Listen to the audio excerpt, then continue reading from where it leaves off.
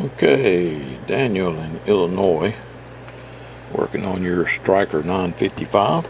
Just started on it. Tested it before. Started on it. Everything works fine.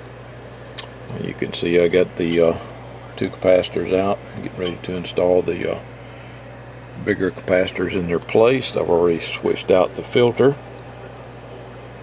Okay, that's there you go, you can see it there now. There's the new one there. Okay. Like I said, I've already done the conversion. Haven't done the tune-up or anything yet. I'm installing the capacitors now. So, more to come.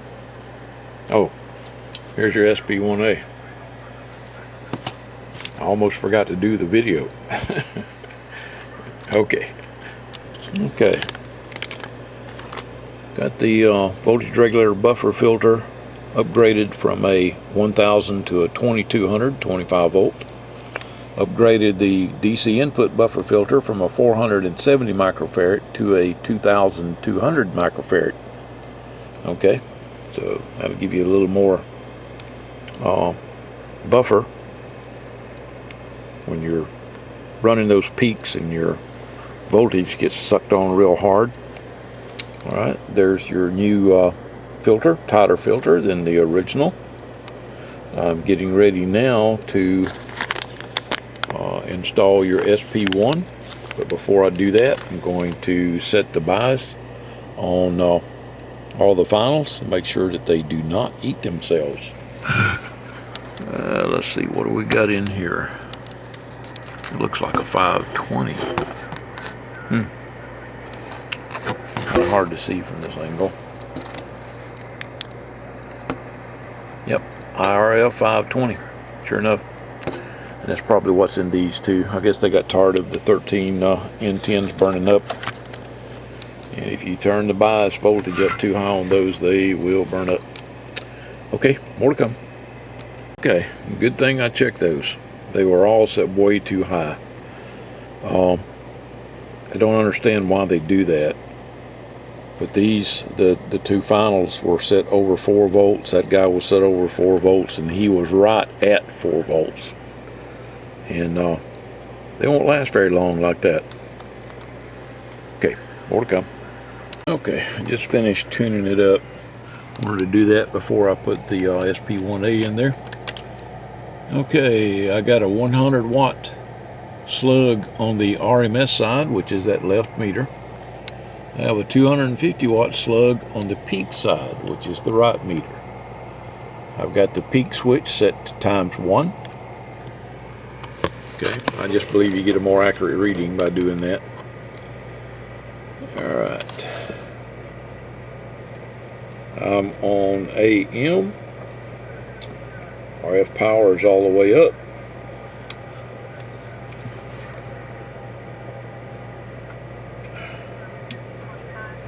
Okay, mic gain's all the way up.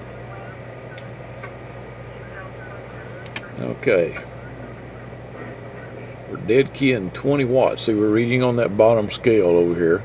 So we're dead keying 20 watts. Audio, hello, audio. Audio 1, 2, 1, 2, audio. Audio, hello, audio. We're reading on the top scale on this side. So we're doing about 100 watts peak on AM with a 20 watt carrier. Audio, hello, audio. Okay. Now let's see, what are we doing on FM?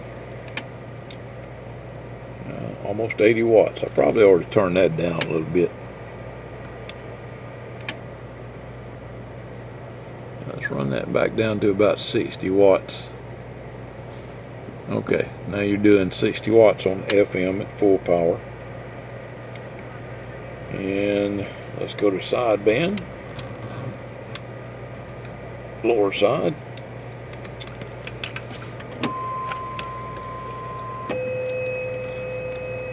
I'm using two-tone, which is 1000 hertz and 400 hertz combined. And we're doing about, what is that, 75 RMS and about 125 peak. Okay, so it tuned up really nice. Audio, hello, hello, audio, audio, 1, 2, audio. Nice, nice, nice. Okay. All right. Let me get the SP1a installed, and I'll be back. Okay, there's your CTCSS module. Got it all hooked up. SP1a, of course, is attached to the shield with double-sided tape. I've got it set up here with plugs. Okay, if you ever decide you don't want it anymore, you take this plug out, remove these 2 wires by, pressing up on the tabs. Take those 2 out.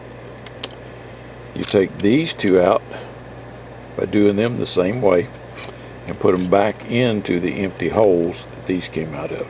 So I made it so that you can put it back the way it was if you don't like it, okay? But I think you're going to love it. But, I mean, if it goes bad or something, you need to replace it. This makes replacing it easy. All right, I'm getting ready to put your switch in. I've got the nut pushed out. Getting ready to put the switch in right there. And I'll put this nut back in the bag. I'll send that to you, so if you ever decide you don't want the switch in the side here, you can push that nut back in place and put the cover back on like that. Okay, more to come. Okay, got her all wired up. With this switch down, it's off. Okay, the radio's upside down. With the switch up, SP1 is on. Okay, let's look at it on the scope. All right. Hello, audio, audio, 1, 2, 1, 2, audio. Now that's without the SP1, and damn lights are all in everything. Audio, 1, 2, 1, 2, audio, audio, hello, hello, audio. That's what it looks like with the SP1 off. Okay. Okay, that's what it looks like with the SP1 on. You can see there's quite a bit of difference. Audio, hello, hello, audio, audio, 1, 2. Audio, 1, 2, 3, 4, 5, 5, 4, 3, 2, 1, audio test. Now, what you're hearing is feedback from my radio. I wanted to see how it sounded on the radio. I turned that down, you don't hear that anymore, so it's not feedback in the radio. But it's working. Yeah. Now, let me show you what it sounds like here. Of course, the radios are off frequency from one another. Hang on a second. Okay, audio 1, 2, 3, 4, 5, 5, 4, 3, 2, 1. Audio testing, testing audio. Audio 1, 2. That's with the SP1 on. Okay, this is with the SP1 off. Alright, that's what your modulation looks like with the SP1 off. That's what it looks like with it on. Audio, hello, hello, audio. So it works really, really well. Now you'll get the instruction sheet with it. It tells you which one of these adjust what. Like one's for gain and one is for compression. To me, it sounds pretty good right there where I've got it set. But now, if you don't like the way it's set, it's easy for you to go in and adjust it to match what you want it to sound like. Okay, and you will hear it through TalkBack, through your monitor.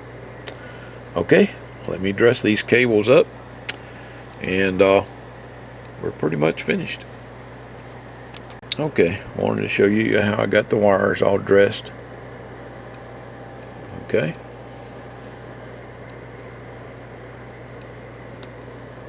Alright, let me put the covers on it.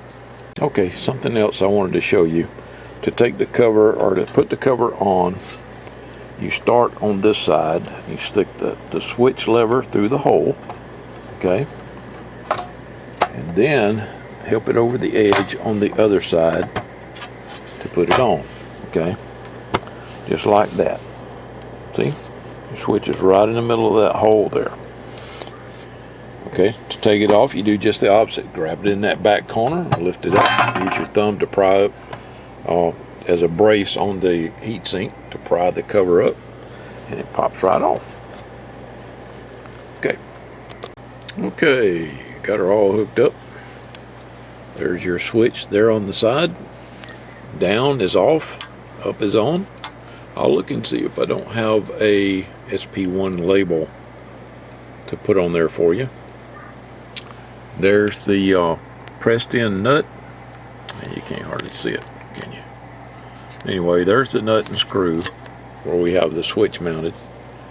Okay, if you ever want to put them back, you just press this guy back in the hole and put the nut in there. Okay. This will be your instructions for adjusting the SP1 if you don't like the way it is. Okay. Alright, let's do some power checks. I have a 100 watt slug on the RMS side, a 250 watt slug on the peak side, and I think we've done this already, but I'm going to do it again. Hope you don't mind. Meter on the left's RMS, meter on the right is peak. Hello, audio. Reading on the bottom scale on this one, and that little line right there is about 70 watts. Okay. And we're also listening on my RCI 2970 N4. Audio, hello, audio. Okay, we're reading on the top scale on this side. That little notch right there is 125 watts. Audio, that's 125 peak. Audio, and we're doing about, what is that, 72, maybe 74 RMS. Audio, now that was 78 right then. It's working. Okay, and turn this other radio down, and there it is with the SP1a on. Audio, hello, audio, audio 1 2 1 2 audio, audio, hello, audio. See how it keeps your RMS up by compressing that audio? It keeps it way up there, even with the other radio turned down. See, I turned the other radio down so we're not hearing background noise. That's just keeping your average modulation up by compressing it. Audio, hello, audio, audio 1 2 1 2 audio. It works really well. I'm quite pleased with it. Okay. Okay, Daniel. I sure hope you enjoy your new radio. It was my pleasure to set it up for you.